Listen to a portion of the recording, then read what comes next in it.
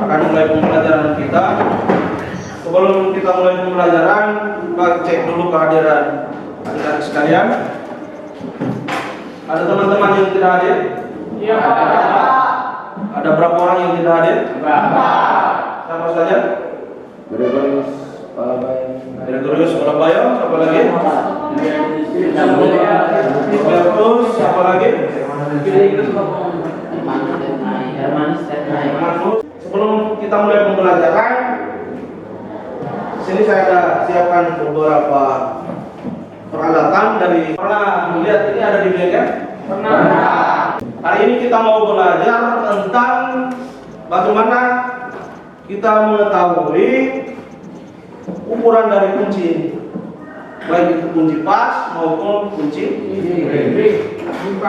Siapa yang bisa tahu alat apa yang kita pakai untuk mengukur ukuran dari kunci ini? Yang kosong. Baik, saya minta Mado bisa ke depan dengan pada depan, dengan payung bisa. Ayo. Ini payung punya. Kemudian karena ada jawab tadi pernah gunakan, maka saya langsung bagi alatnya. Saya minta payung dengan Mado bisa mengukur untuk mengetahui ukuran apakah sesuai dengan tulisan di situ atau dia berbeda.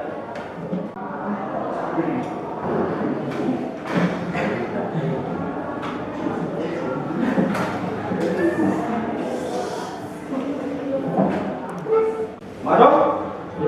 Sudah? Berapa yang Anda baca di sini? 21. Payung berapa? 22. Sesuai yang ditulis di bagian kuncinya? Sesuai. Mado punya juga? Sesuai. Oke, baik, kita tepuk tangan untuk Mado dan anak-anak. Silakan kembali ke tempat duduk. Oke? Saya minta kalian semua bisa perhatikan di sini, kamu lakukan seperti yang teman-teman lakukan tadi. Karena Anda sudah melakukan di pengukuran ketika Anda praktek di bengkel, sekarang kita juga gunakan dalam pembelajaran fisika. Jadi di pembelajaran fisika juga kita gunakan alat ini, di bengkel juga adik-adik sekalian menggunakan. Bisa? Oke. Perhatikan di sini. Tadi yang menggunakan pertama tadi Mado ya. Mado tadi mengukur kunci pas atau ini tadi? Pas. Oke.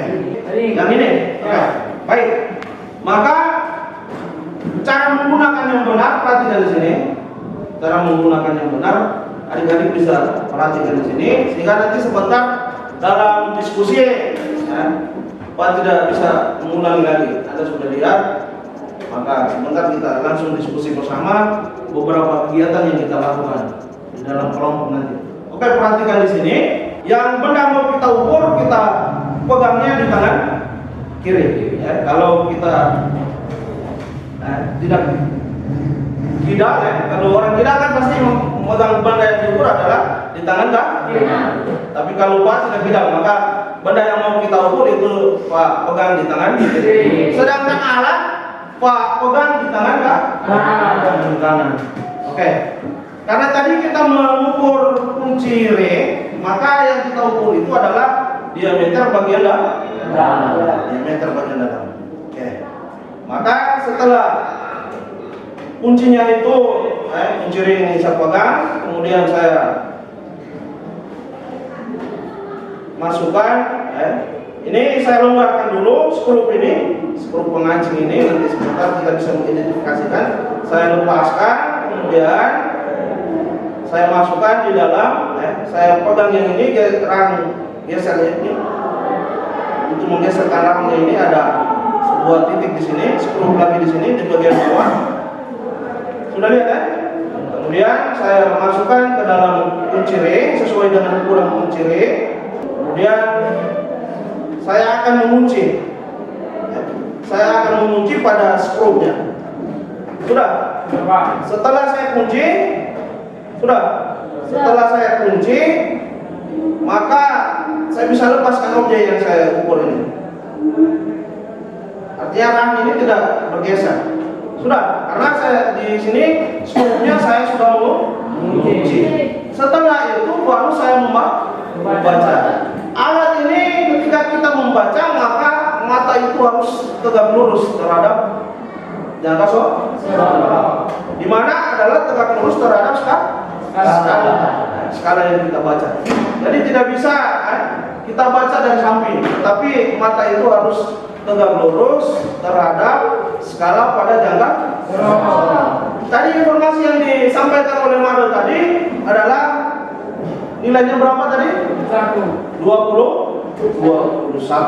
Seperti pada kunci bagian kunci yang tertulis adalah 21. Patahnya dulu, 21 itu dalam satuan sentimeter atau milimeter? Milimeter.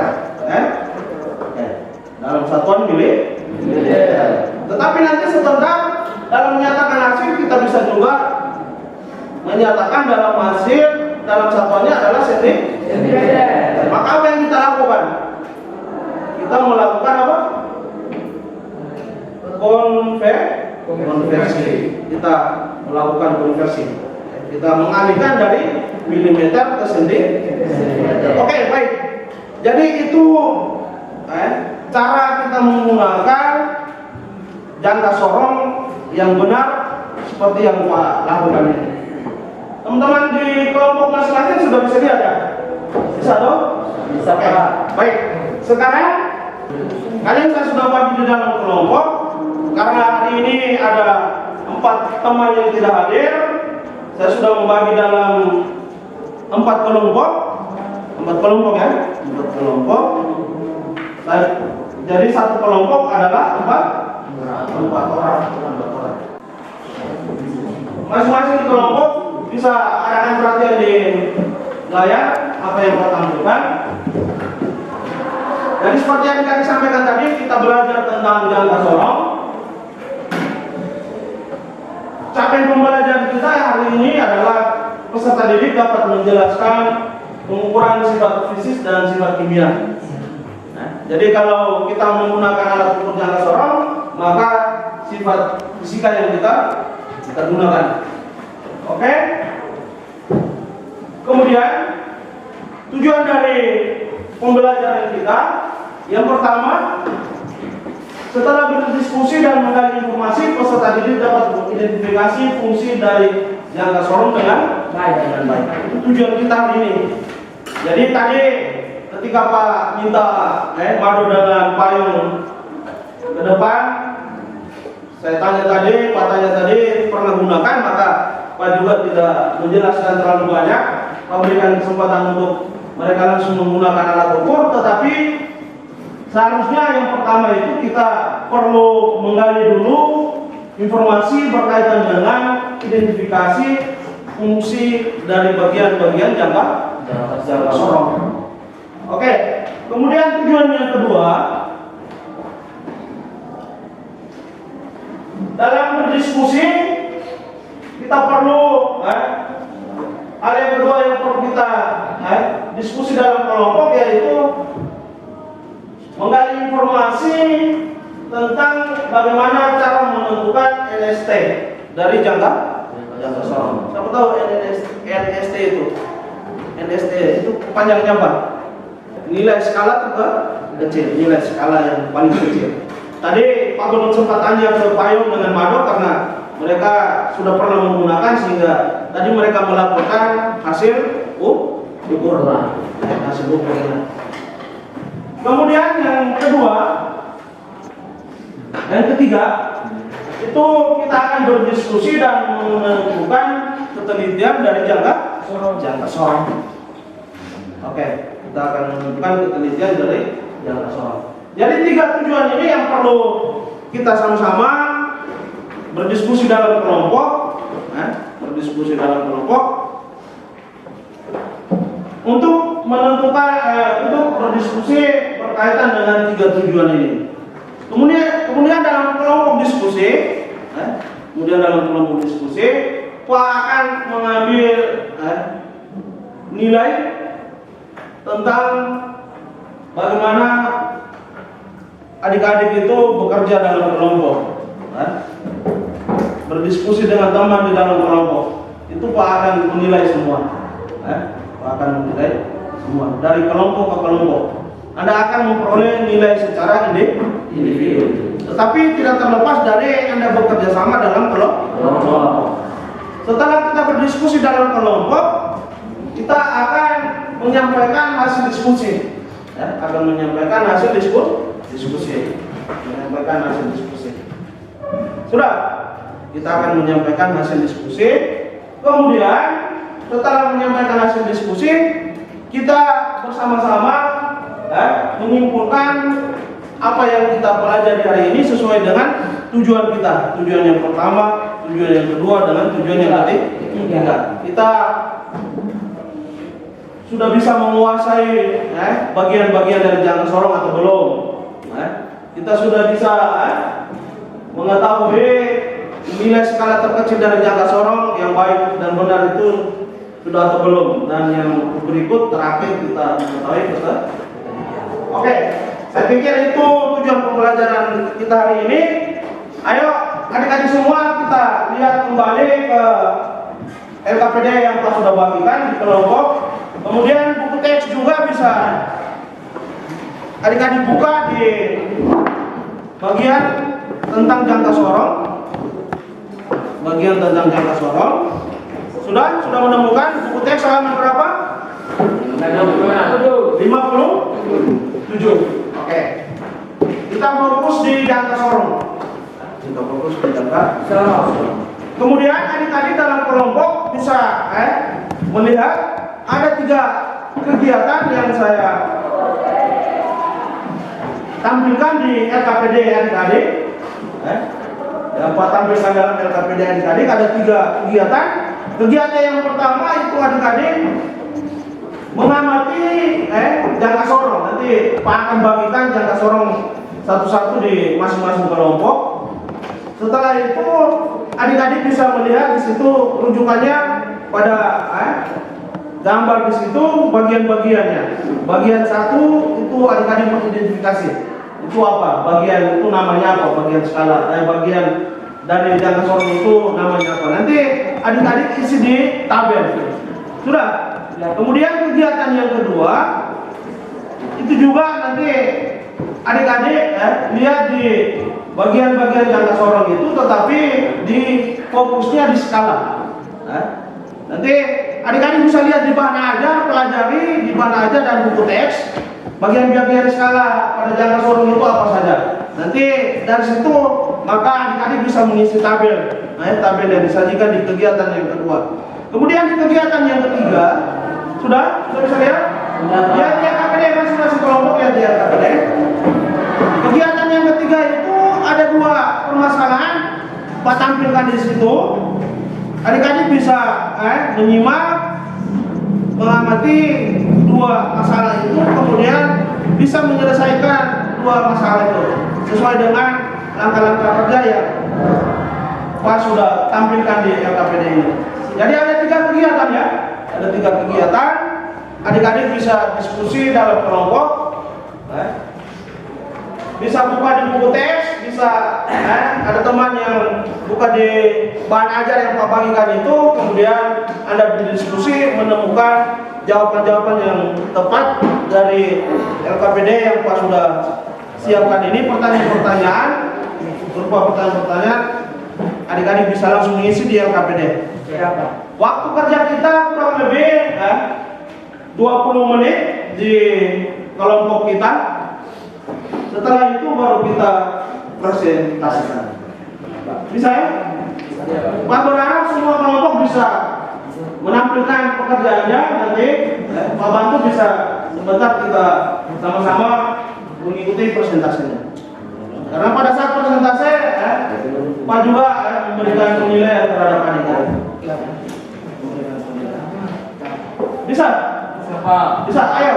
Sekarang Silakan Anda berdiskusi dalam kelompok. Masing-masing perwakilan dari satu-satu kelompok bisa mengambil jangka seorang yang pasti akan di depan.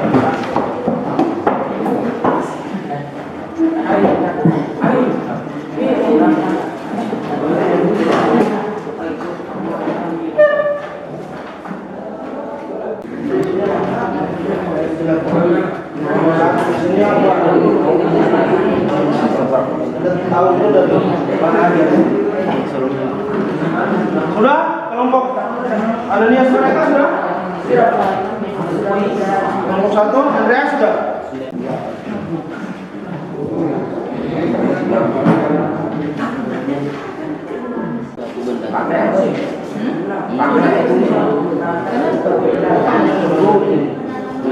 Sampai sini loh?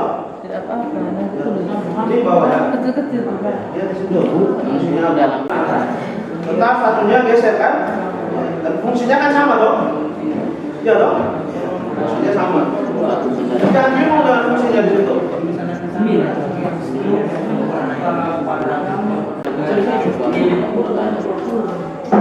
Atau kamu berdua sementara lihat bagian-bagian di kegiatan buatnya supaya nanti sebentar langsung.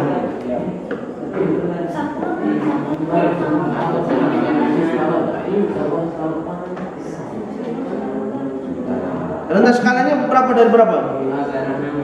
Nomor dah. Rendah skala di bagian skala utama dari berapa sampai berapa?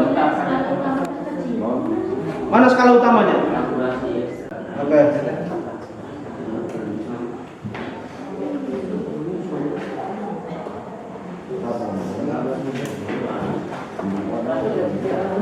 Jumlah hitungnya dari 0. Iya, Kak. Dari 0 ya? 0 ke 1 ya 1 toh? Tidak 1 dari 0. Jumlah skala ya, di tengah ini tidak hitung. 0 dengan 1. 0 sampai 1. Itu Anda sudah katakan berapa? Kita tadi 1 sentimeter. Maka 1 saja itu nilai berapa?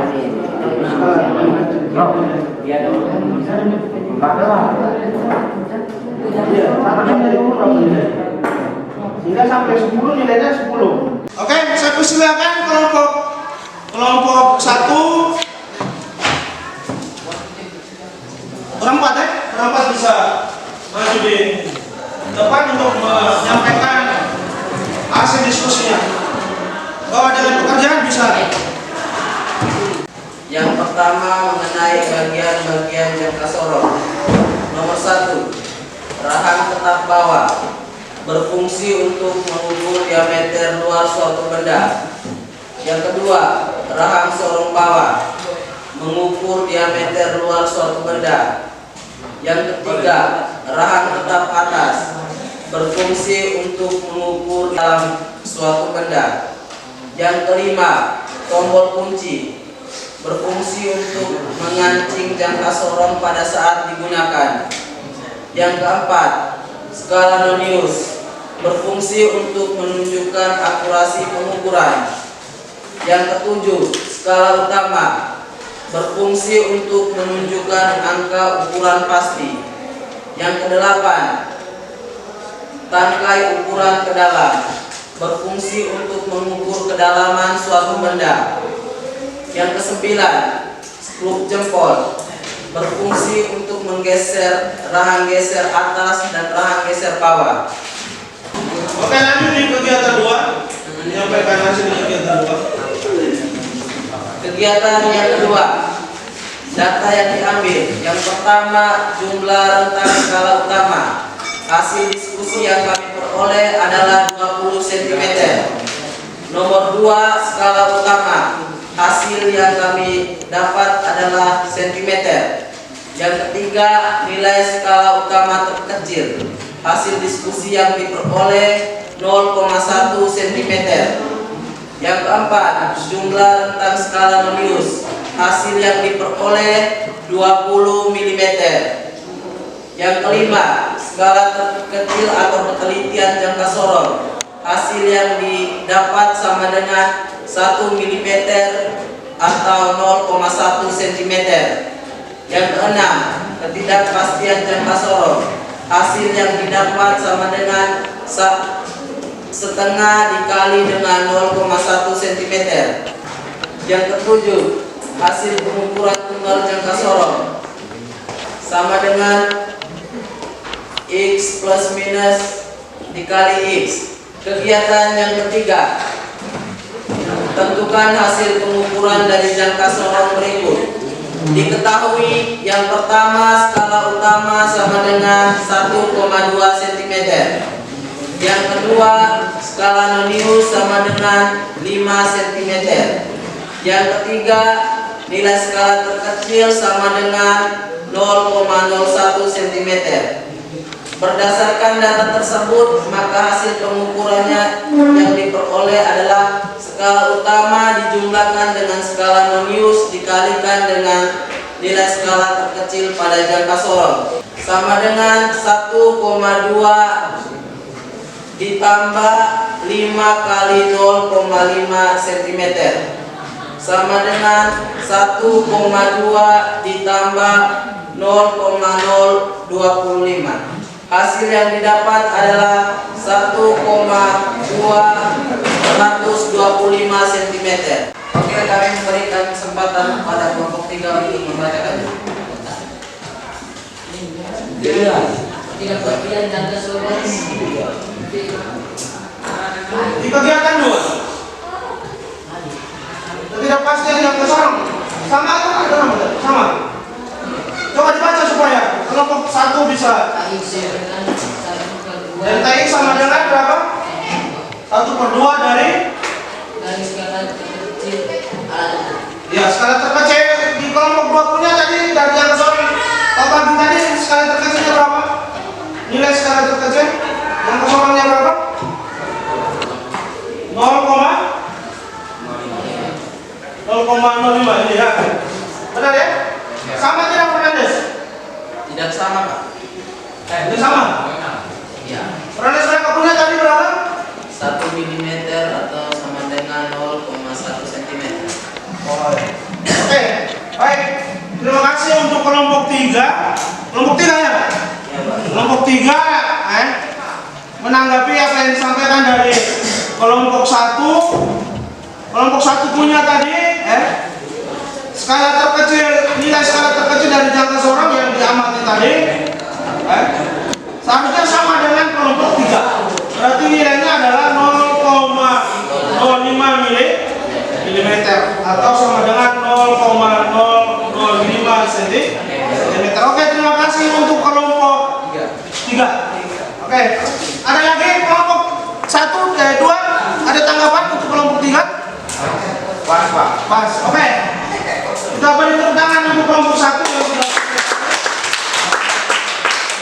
Pelajaran kita hari ini tentang jangka sorong. Ada 3 bagian yang kita pelajari tadi. Yang pertama apa tadi?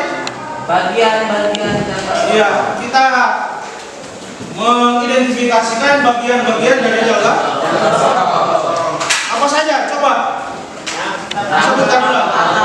Oke, tangan atas, tangan bawah, apa lagi? Tombol kunci, skala utama, tangga ukur kedalaman, skrup jempol. ya skrup jempol. Skrup jempol fungsinya untuk apa tadi? Geseran ya. Oke.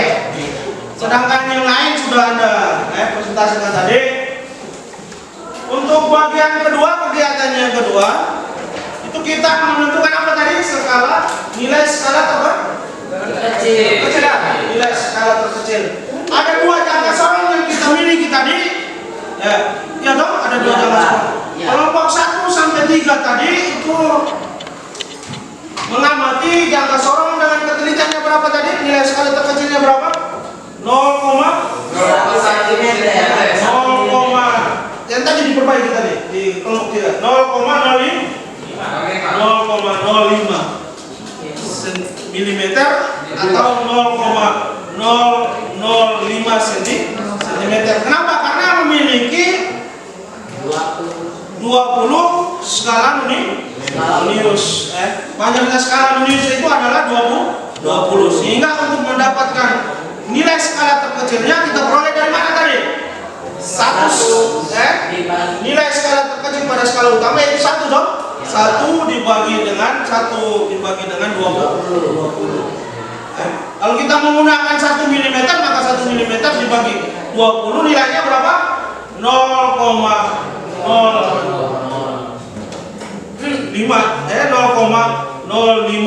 mm atau sama dengan 0,005 cm. Sedangkan kelompok 4, 5 dengan 6 mengamati jangka seorang dengan jumlah skala nulisnya berapa tadi? Coba kembali melihat pekerjaan Anda. Jumlah skala nulisnya berapa tadi? 50. Jumlah skalanya adalah 50. Maka nilai skala terkecil kita peroleh tadi adalah 1 skala pada skala terkecil pada skala utama ya 1 mm. Kita ambil yang milimeter, berarti 1 mm dibagi 50. Itu kita peroleh berapa milimeter? 0,02 mm atau sama dengan 0,002 cm. Jadi tidak semua jangka sorong itu memiliki nilai skala terkecilnya sama ya. Tergantung kita menghitung jumlah skala nunius yang dimiliki. Kalau jumlah skala nuniusnya 20, nilai skala terkecilnya sekian. Bisa ya? Oke. Baik, jadi dari hasil presentasi semua kelompok perwakilan di kelompok 1 tadi dengan kelompok 4 ya? 4 sudah mempresentasikan hasil diskusinya dengan baik, sehingga di bagian kegiatan yang ketiga tadi kita coba menentukan hasil ukur dengan kita melihat pada penjelasan di bana ajar, konsep yang diberikan, bagaimana kita menyatakan hasil ukur. Di kelompok masing-masing kelompok sudah coba mengerjakan tadi, dan lihat pendampingan tadi dari kelompok-kelompok saya melihat bahwa Anda bisa mengerjakan di bagian ketiga, kegiatan yang ketiga. Itu nanti kita akan mendalami lagi di pertemuan yang kedua, pertemuan yang kedua minggu depan kita melakukan pengukuran hari ini. Tadi saya melihat di kelompok ketika saya bagikan jangka sorong, mulai coba menggunakan jangka sorong, tetapi kita masih dibatasi dengan RKPD, kita masih mengidentifikasikan, menentukan nilai skala terkecil. Maka untuk pengukuran kita akan lakukan di minggu depan. Bisa ya? Bisa Pak. Saya berharap minggu depan semuanya harus hadir. Ya Pak. Sampai teman beberapa orang tadi, 4 orang ya tidak hadir hari ini, supaya minggu depan hadir semua, sehingga kita melakukan pengukuran. Nggak Anda akan lebih mahir lagi bagaimana menggunakan jangka sorong yang baik dan benar seperti di awal pembelajaran tadi Pak mendemonstrasikan. Mendemonstrasikan dan teman 2 orang tadi itu bagaimana kita mendemonstrasikan cara penggunaan jangka sorong yang baik dan benar seperti itu. Oke, itu nanti akan kita ketemu lagi di minggu pembelajaran yang akan kita diskusikan di minggu. Untuk pembelajaran hari ini sampai di sini sudah lonceng bunyi tadi, maka jam istirahat, kamu istirahat dulu. Setelah istirahat kamu masih melanjutkan pembelajaran di mata pelajaran yang lain. Jangan bolos. Sekolah sampai jam sekolah selesai baru kita pulang. Jangan lebih dulu pulang. Iya Pak. Bisa ya? Bisa. Jadi terima kasih untuk pembelajaran kita hari ini. Selamat siang semua. Siap Pak.